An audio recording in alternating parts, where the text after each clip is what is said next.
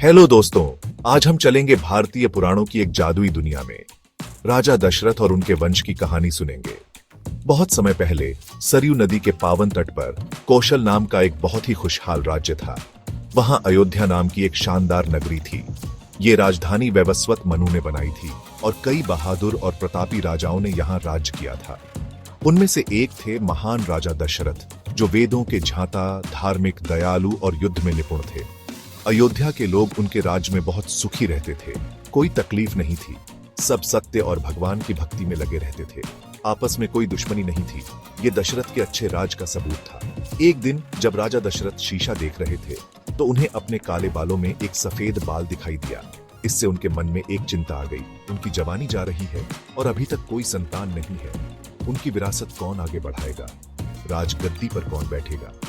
वंश चलाने के लिए दशरथ ने पुत्र कामेष्टि यज्ञ करने का फैसला किया, जो संतान प्राप्ति के लिए एक पवित्र अनुष्ठान है।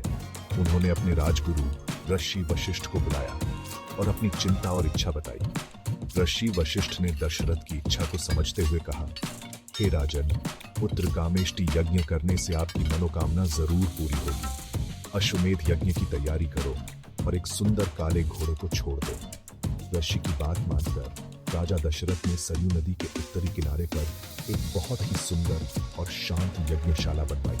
उन्होंने अपने मंत्रियों और सेवकों को सारी तैयारियां करने का आदेश दिया।